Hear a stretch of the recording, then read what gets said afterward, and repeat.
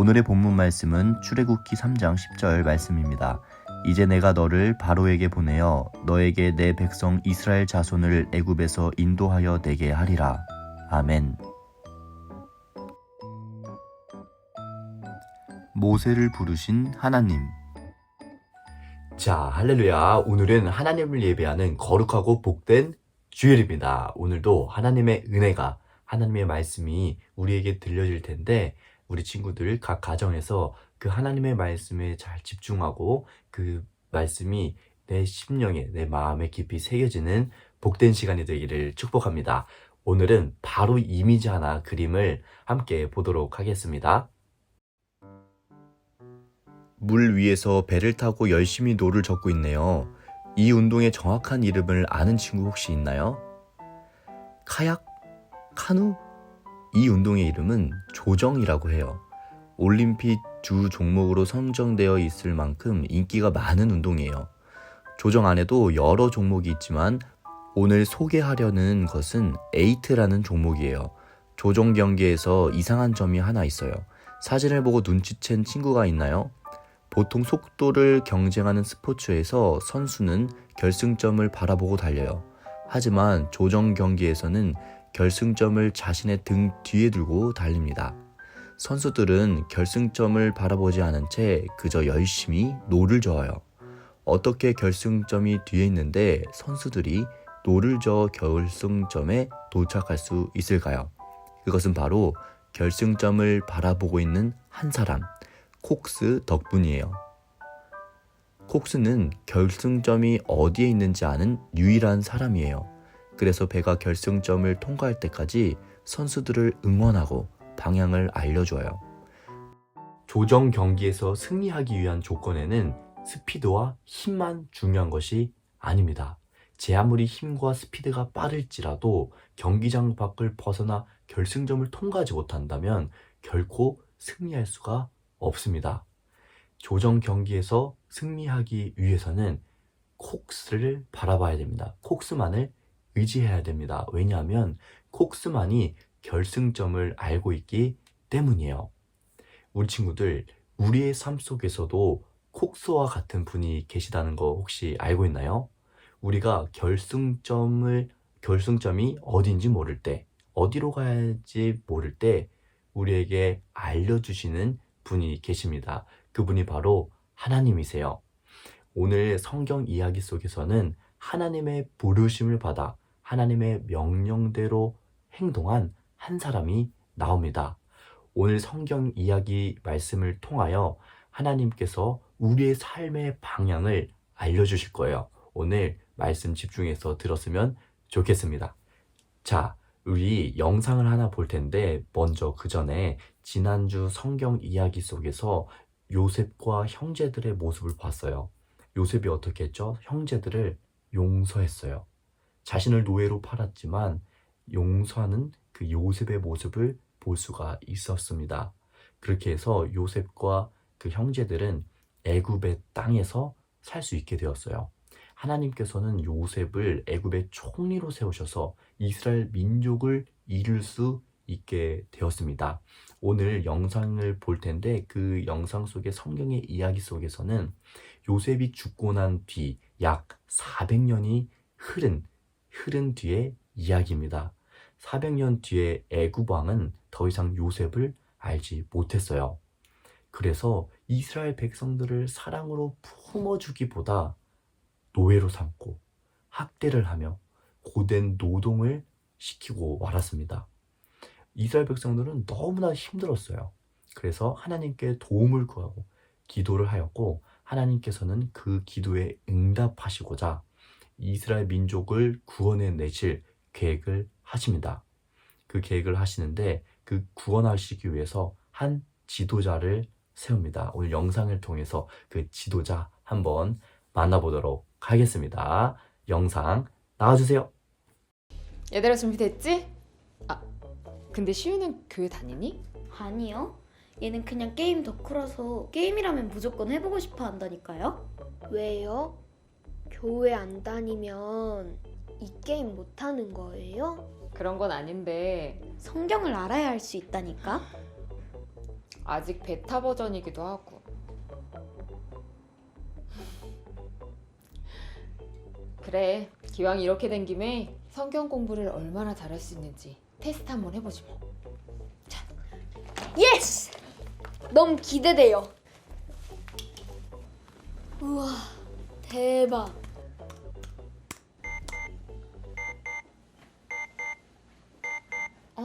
이게 수정이 안 돼 있었구나. 뭐야? 으아! 안 돼!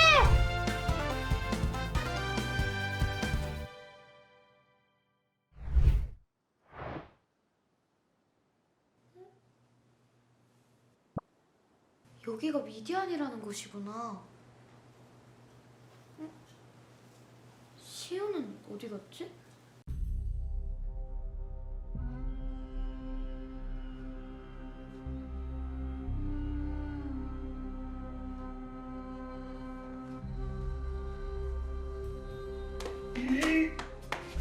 모세, 네가 감히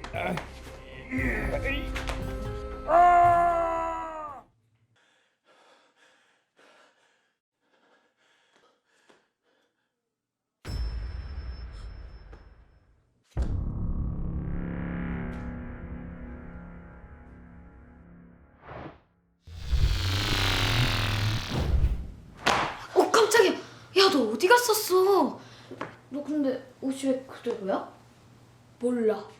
여기 오기 전에 어디 잠깐 갔었는데 큰 도시인데 피라미드 같은 게 있었어.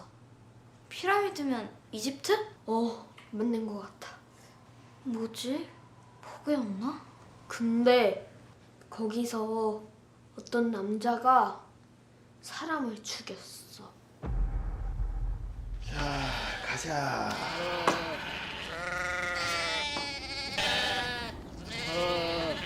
자, 가자. 갑자기 왜 그래? 저 사람이야. 저 사람이 살인을 했다고? 내가 봤어. 누구랑 막 싸우다가 밀어서 아래로 떨어뜨렸어. 이름도 들었는데 무슨 네모? 세모. 뭐였지? 모세? 맞다, 모세. 근데 어떻게 알았어? 그게 모세는 이집트의 왕자였지만 사실은 이스라엘 사람이라서 자기 나라 백성들이 괴롭힘 당하는 모습에 화가 나서 그런 거야.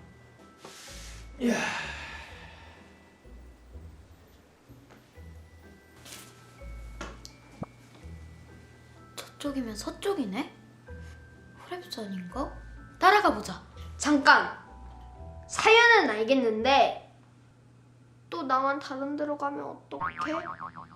너 혹시 무서워서 그래? 야, 너 쫄보구나. 되게 많이 쫄았다. 아니거든? 가자. 빨리 가자고.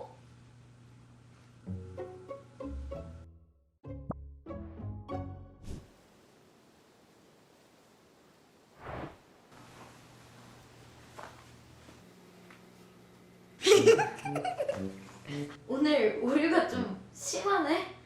괜찮아. 다른 데로 안 갔으면 됐지 뭐. 저게 심각한 버그 같은데?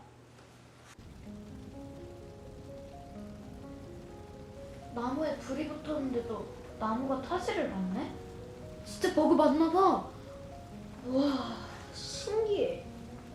이렇게 멋있는데 버그라고? 아니면 이걸 꺼야 하는 건가 보다. 집수리하는 게임처럼. 물을 찾아야 하나?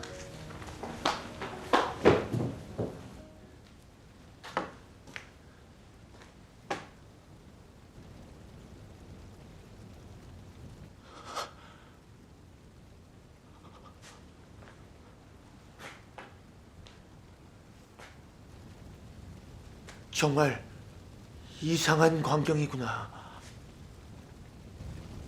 떨기 나무가 어떻게 타지 않을까? 모세야, 모세야. 제가 여기 있습니다. 나무에서 소리가 들려. 하나님이 모세를 부르신 거야. 더 이상 다가오지 마라. 내가 서 있는 곳은 거룩한 땅이니 내 발에서 내 신을 벗어라.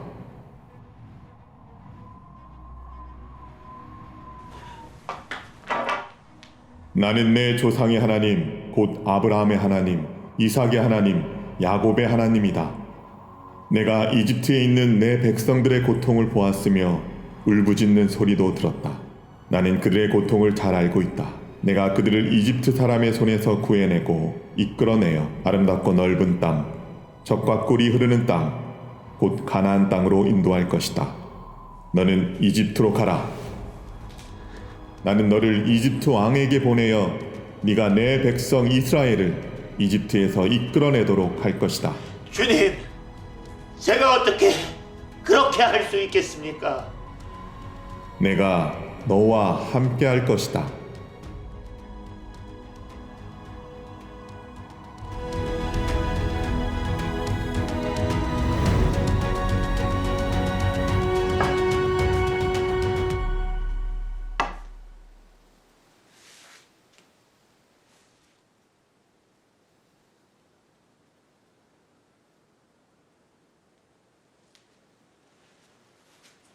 모세가 진짜 이집트로 돌아가진 않겠지? 돌아가. 하나님이 시키셨잖아. 말도 안 돼. 모세는 거기서 사람을 죽였잖아. 이스라엘 사람들을 구하기도 전에 잡혀갈걸? 40년이나 지났으니까 그때 있던 사람들 다 사라지지 않았을까? 그래도 내가 모세라면 절대 이집트엔 안 돌아가. 확인해 볼래?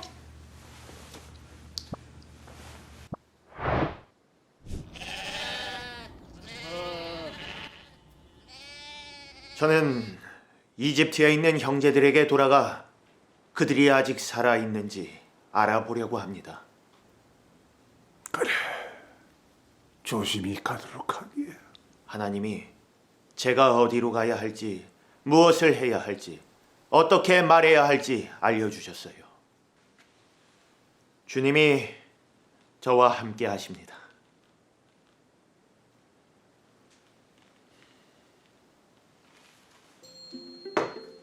와, 진짜 가네. 하나님이 함께 하신다고 약속하셨잖아. 아, 그리고 이 뒤는 엄청 유명한 이야기거든. 넌 모르겠지만 뭐? 어떻게 되는데?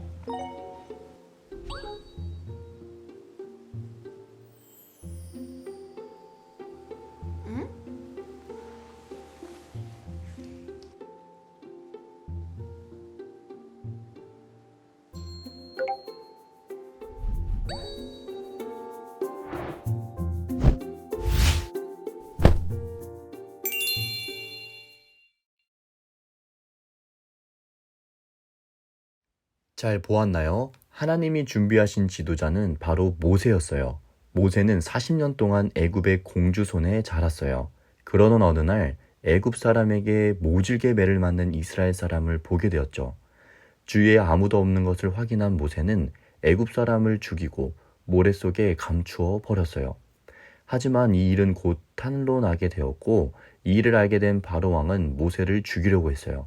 모세는 바로 왕을 피해 애굽에서 나와 미디안으로 도망쳤어요. 미디안에서 모세는 시보라라는 여자를 만나 결혼하여 40년을 지냈습니다.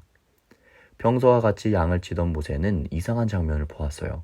분명 떨기나무에 불이 붙었는데 그 나무는 더 이상 타지 않고 불이 붙은 상태로 남아있는 거예요. 나무에 불이 붙었는데 타지 않는다니 정말 신기하지 않나요? 모세도 그랬던 것 같아요. 신기한 나무를 보려고 나무에 가까이 가자 갑자기 모세를 찾는 음성이 들렸어요.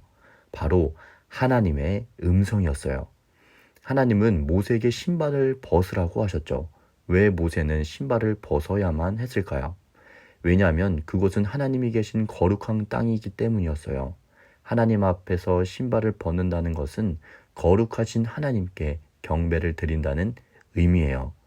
또 더러운 것을 벗고 하나님 앞에 선다는 의미이기도 하죠. 하나님께서는 불붙은 떨기나무 앞에 한 가지 명령을 하십니다. 어떤 명령이었냐면 오늘 말씀을 통해 알아보도록 하겠습니다. 이제 내가 너를 바로에게 보내어 너에게 내 백성 이스라엘 자손을 애굽에서 인도하여 내게 하리라. 출애굽기 3장 10절 말씀. 모세가 애굽으로 돌아가게 되면 감옥에 갇힐 수도 있는 상황이에요. 하지만 모세는 하나님의 명령에 순종합니다. 모세가 하나님의 명령에 순종할 수 있었던 이유는 힘이 세고 능력이 많고 스피드가 빠르기 때문이 아니에요. 오히려 모세는 내가 너무나도 연약하다고 이야기합니다. 하나님께서는 그 연약한 모세에게 능력을 주시고 도울 만한 사람을 붙여주셔서 하나님이 계획하신 일들을 해 나가도록 이끌어 가시는 거예요. 하나님께서는 결국 모세를 들어 사용하셔서 모세는 그 하나님의 명령에 순종해서 놀라운 일들을 경험하게 하십니다. 하나님의 힘으로 10가지 재앙을 내려 이스라엘 백성들은 애굽에서 탈출할 수 있게 되었어요. 그리고 또 무엇이 있었죠? 홍해를 가르는 놀라운 기적을 맛보게 되었습니다. 모세는 콕수의 명령을 받아 노를 젓는 사람처럼 다른 곳에 시선을 빼앗기지 않았어요. 오로지 콕수를 보았던 것처럼 모세는 오로지 하나님을 보고 하나님을 의지하고 하나님이 말씀하시는 대로 순종하며 나아갔습니다. 그 결과 하나님은 모세를 통해 놀라운 기적들을 행하세요. 이처럼 우리가 하나님의 명령을 따르기 위해서는 중요하게 생각해야 되는 것이 있습니다. 바로 한눈 팔지 않는 것이에요. 한눈 팔지 않고 오직 하나님의 말씀을 믿고 신뢰함으로 순종하는 것입니다. 만약에 결승점을 정확하게 알고 있는 콕스의 지시를 따르지 않고 내 생각이나 내 판단으로 행동했을 때 과연 결승점에 무사히 도착할 수 있었을까요? 결코 아닙니다.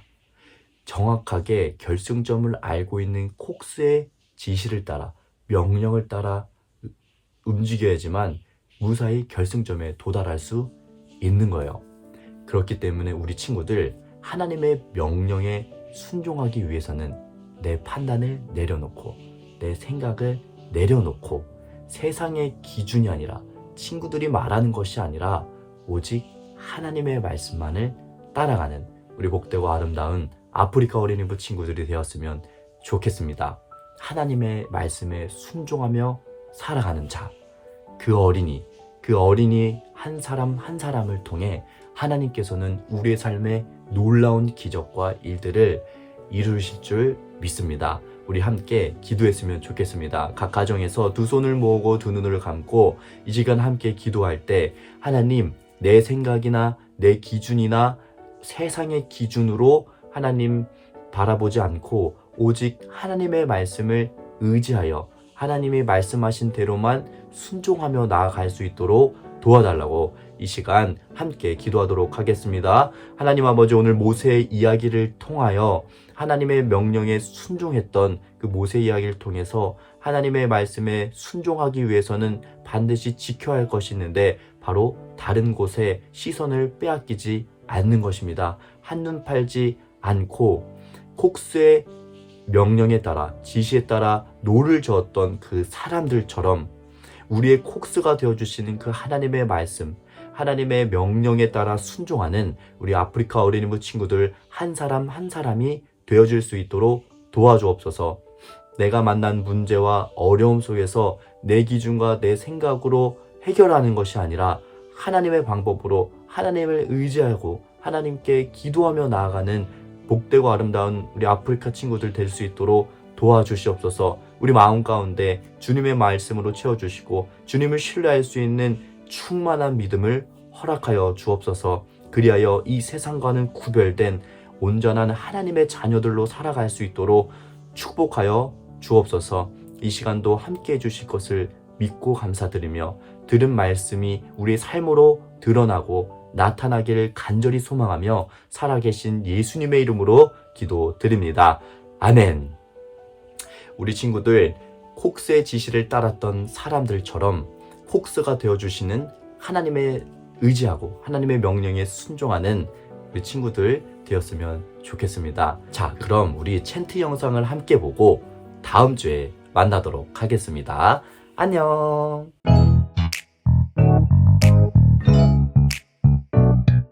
출애굽기 3장 10